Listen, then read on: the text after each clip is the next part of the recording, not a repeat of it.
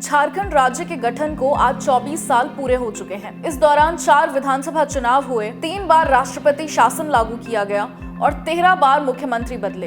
एकमात्र रघुबर दास ही ऐसे मुख्यमंत्री रहे हैं जिन्होंने अपना कार्यकाल पूरा किया। राज्य के इतिहास में 3 मुख्यमंत्री ऐसे रहे हैं जिन्होंने 3 बार शपथ ली, जिनमें पूर्व मुख्यमंत्री अर्जुन मुंडा और वर्तमान मुख्यमंत्री हेमंत सोरेन शामिल हैं। इसके अलावा उनके पिता शिबू सोरेन भी 3 बार राज्य के मुख्यमंत्री पद पर आसीन हुए हैं और उनकी भूमिका झारखंड राज्य के निर्माण में महत्वपूर्ण रही है। झारखंड राज्य बनने की कहानी जानते हैं। झारखंड आंदोलन को सबसे लंबे समय तक चलने वाला राज्य निर्माण आंदोलन माना जाता है। इसकी शुरुआत 1912 में हुई थी और इसे जे बार्थोलोमन के नेतृत्व में शुरू किया गया था। उन्होंने उसी वर्ष क्रिश्चियन स्टूडेंट्स ऑर्गेनाइजेशन की स्थापना की, लेकिन 1915 में उन्हें ही संगठन से बाहर कर दिया गया। इसके बाद संगठन का नाम बदलकर छोटा नागपुर उन्नति समाज रखा गया। इस समाज के प्रमुख चेहरों में जुएल लगड़ा, बांदीराम उरांव, थेवले उरांव और पॉल दयाल शामिल थे, जिन्होंने पहली बार अलग झारखंड राज्य की मांग उठाई। इसके बाद आदिवासी महासभा ने इस मुद्दे को और जोर दिया। इस महासभा का गठन 1938 में जयपाल सिंह मुंडा ने किया था, जो भारतीय हॉकी टीम के कप्तान रहे थे और संविधान सभा के सदस्य भी थे। उन्होंने झारखंड पार्टी का गठन किया और जवाहरलाल नेहरू के सामने अलग झारखंड राज्य का प्रस्ताव रखा, लेकिन उनकी सुनवाई नहीं हुई। इसके बावजूद वो अपने अभियान में लगे रहे और सन 1963 में उनकी पार्टी ने 32 सीटें जीती। लेकिन तत्कालीन बिहार मुख्यमंत्री के.बी. सहाय ने अपनी राजनीतिक चतुराई से उनकी पार्टी को तोड़ दिया। इसके बाद जयपाल सिंह मुंडा ने अपनी पार्टी का कांग्रेस में विलय कर दिया। आइए अब हम जानते हैं झारखंड मुक्ति मोर्चा के उदय के बारे में। सन 1963 से लेकर 1972 तक आंदोलन धीमे धीमे चलता रहा, लेकिन इसके बाद झारखंड राज्य आंदोलन की कमान N.E. होरो, सुशील कुमार बागे, बागुन सोमरई और रामदयाल मुंडा ने संभाली। इस आंदोलन को असली धार तब मिली जब विनोद बिहारी महतो ने झारखंड मुक्ति मोर्चा यानी JMM की स्थापना की। उन्होंने शिबू सोरेन को पार्टी का महामंत्री नियुक्त किया और आदिवासियों को इस संघर्ष से जोड़ा। साथ ही कॉमरेड A.K. रॉय जैसे नेता भी इस पार्टी से जुड़े। सन 1994 में झारखंड अंतिम परिषद का गठन हुआ और झारखंड को कुछ विशेष अधिकार मिले।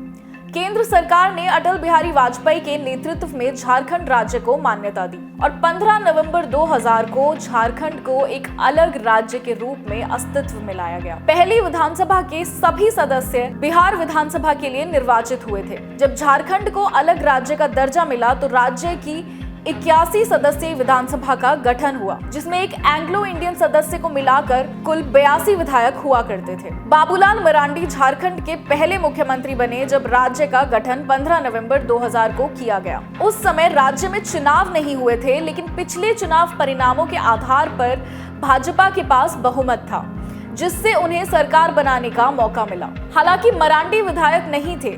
मुख्यमंत्री बनने के बाद उन्होंने रामगढ़ विधानसभा सीट से उपचुनाव जीता।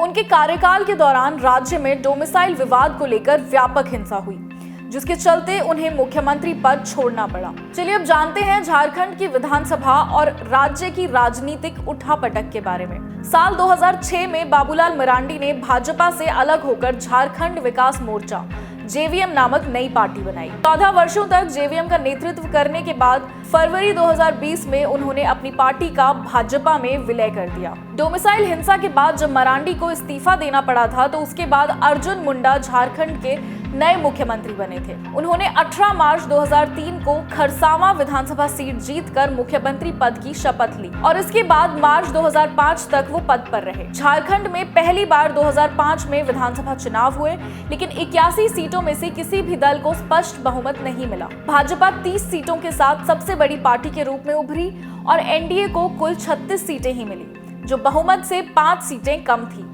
वहीं झारखंड मुक्ति मोर्चा यानी JMM को 17 सीटें और कांग्रेस को 9 सीटें मिली, जिससे यूपीए गठबंधन के पास कुल 26 सीटें हुई। चुनाव परिणामों के बाद मुख्यमंत्री अर्जुन मुंडा ने राज्यपाल सैयद सिब्दे रजी से सरकार बनाने का दावा किया, लेकिन शिबू सोरेन ने 42 विधायकों के समर्थन का दावा करते हुए मुख्यमंत्री पद का दावा ठोक दिया। 2 मार्च 2005 को राज्यपाल ने शिबू सोरेन को मुख्यमंत्री पद की शपथ दिलाई और 21 मार्च तक बहुमत साबित करने का समय दिया। इस फैसले पर विवाद हुआ जो राष्ट्रपति भवन और सुप्रीम कोर्ट तक पहुंच गया।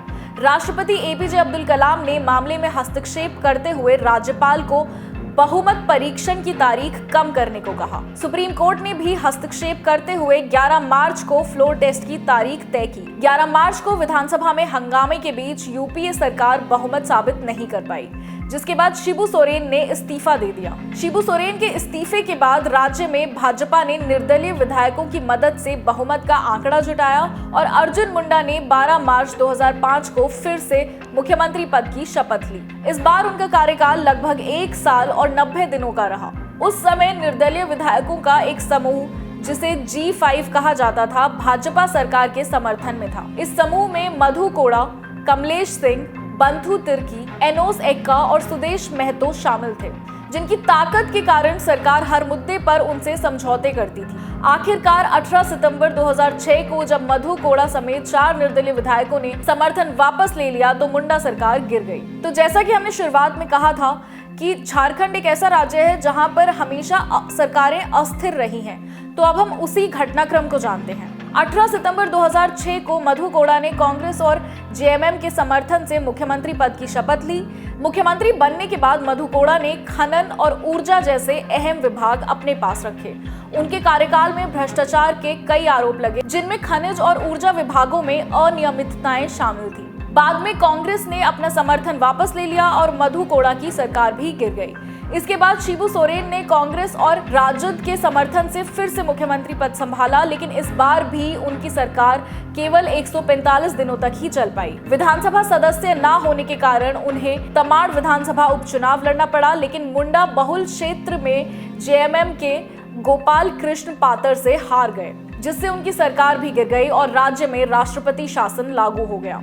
2009 में झारखंड में दूसरी बार विधानसभा चुनाव हुए। इस बार कांग्रेस गठबंधन को 25 सीटें मिली, जिसमें जेवीएम को 11 सीटें और कांग्रेस को 14 सीटें मिली। बीजेपी गठबंधन को 20 सीटें मिली, जिसमें से 18 भाजपा को खुद मिली थी। चुनाव के बाद कांग्रेस और जेएमएम ने मिलकर सरकार बनाने पर चर्चा की, लेकिन मुख्यमंत्री पद को लेकर दोनों पक्षों में सहमति नहीं बन सकी। आखिरकार शिबू सोरेन ने बीजेपी के सहयोग से मुख्यमंत्री पद संभाला और रघुबर दास उप मुख्यमंत्री बने। हालांकि कुछ महीनों बाद सोरेन ने लोकसभा में एनडीए के कटौती प्रस्ताव के खिलाफ वोट कर दिया, जिससे बीजेपी ने उनका समर्थन वापस ले लिया। बहुमत न जुटा पाने पर 30 मई को सोरेन ने इस्तीफा दे दिया। इसके बाद 1 जून 2010 से 11 सितंबर 2010 तक राज्य में फिर से राष्ट्रपति शासन लागू हो गया। राष्ट्रपति शासन के दौरान जेएमएम ने कांग्रेस, जेवीएम गठबंधन और अन्य छोटे दलों के साथ संपर्क साधा, लेकिन सरकार बनाने में असफल रहे। मुख्य अड़चन ये रही कि झारखंड में मुख्यमंत्री समेत 12 ही मंत्रियों की अनुमति थी। इस बीच भाजपा ने फिर जेएमएम से संपर्क किया और दोनों ने आजसू के साथ मिलकर एनडीए गठबंधन की सरकार बनाई। इस बार मुख्यमंत्री पद भाजपा के खाते में गया और अर्जुन मुंडा ने मुख्यमंत्री पद संभाला। हेमंत सोरेन और सुदेश महतो को उप मुख्यमंत्री बनाया गया। सितंबर 2010 में बनी ये सरकार करीब 2.5 साल यानी जुलाई 2013 तक चली। हेमंत सोरेन के मन में मुख्यमंत्री बनने की महत्वाकांक्षा थी, जिसे कांग्रेस और राजद ने हवा दी। उन्होंने डोमिसाइल का मुद्दा उठाते हुए भाजपा पर इसे गंभीरता से न लेने का आरोप लगाया और समर्थन वापस ले लिया। इसके बाद झारखंड में तीसरी बार राष्ट्रपति शासन लगा। राज्यपाल सैयद अहमद ने संवैधानिक संकट के चलते विधानसभा भंग कर राष्ट्रपति शासन लगाने का सुझाव दिया, जिसे राष्ट्रपति प्रणब मुखर्जी ने मंजूरी दी। ये राष्ट्रपति शासन 176 दिन चला। 13 जुलाई 2013 को इस संकट का अंत हुआ, जब कांग्रेस और राजद के सहयोग से हेमंत सोरेन ने मुख्यमंत्री पद संभाला। उनका कार्यकाल 1 साल और 168 दिन रहा। तो ये जो सिलसिला चलता रहा, इसके बाद झारखंड को पहली बार 5 साल का अपना कार्यकाल पूरा करने वाला पहला मुख्यमंत्री मिला। 2014 के विधानसभा चुनाव में भाजपा ने 37 सीटें जीतकर सबसे बड़ी पार्टी के रूप में वापसी की, जबकि जेएमएम ने 19 सीटें और कांग्रेस ने 7 सीटें जीती। बाबूलाल मरांडी की झारखंड विकास मोर्चा ने 8 सीटें जीती। एनडीए गठबंधन ने सरकार बनाई और रघुबर दास मुख्यमंत्री बने। रघुबर दास ने अपना पूरा 5 साल का कार्यकाल पूरा किया, जो झारखंड में ऐतिहासिक था। तो इतने फिल्मी इतिहास वाले राज्य में वर्तमान राजनीतिक परिदृश्य क्या है, वो जानते हैं। 2019 के चुनाव में भाजपा 25 सीटों पर सिमट गई और रघुबर दास अपनी सीट भी हार गए। इस बार जेएमएम ने कांग्रेस और राजद के साथ मिलकर चुनाव लड़ा और बहुमत प्राप्त किया। जेएमएम ने 30 सीटें, कांग्रेस ने 16 सीटें और राजद ने 1 सीट जीती। इस गठबंधन ने सरकार बनाई और हेमंत सोरेन मुख्यमंत्री बने। उनका कार्यकाल 31 जनवरी 2024 तक चला, जिसके बाद एक जमीन घोटाले के मामले में गिरफ्तारी से पहले उन्होंने इस्तीफा दे दिया। हेमंत सोरेन की गिरफ्तारी के बाद जेएमएम कांग्रेस और राजद ने चंपई सोरेन को नेता चुना, जिन्होंने 2 फरवरी 2024 को मुख्यमंत्री पद की शपथ ली। चंपई सोरेन 3 जुलाई 2024 तक मुख्यमंत्री रहे। हेमंत सोरेन को 28 जून 2024 को हाईकोर्ट से जमानत मिलने के बाद 3 जुलाई को चंपई सोरेन ने इस्तीफा दे दिया और हेमंत सोरेन ने फिर से मुख्यमंत्री पद संभाल लिया। मुख्यमंत्री पद से हटने के बाद चंपई सोरेन के भाजपा में जाने की चर्चा शुरू हुई। 18 अगस्त को उन्होंने एक पत्र जारी कर आरोप लगाया कि उन्हें जबरन पद से हटाया गया। बाद में 26 अगस्त को भाजपा नेता हिमंता बिस्वा शर्मा ने उनकी अमित शाह से मुलाकात की पुष्टि की और 30 अगस्त को चंपई सोरेन भाजपा में शामिल हो गए। तो झारखंड, जो कि एक ऐसा प्रदेश है जिसने बहुत ज्यादा राजनीतिक उठापटक झेली है, जहां पर एक ही बार ऐसा मुख्यमंत्री हुआ है जिसने अपना कार्यकाल पूरा किया है, वहां अब चुनाव होने जा रहे हैं। तो आप कमेंट्स में ये बताइएगा कि आपके नज़रिए में किसकी सरकार इस बार बनने जा रही है और क्या इस बार जो मुख्यमंत्री चुना जाएगा वो अपना कार्यकाल पूरा कर पाएगा या नहीं। ये आप कमेंट्स में बताइए। शुक्रिया।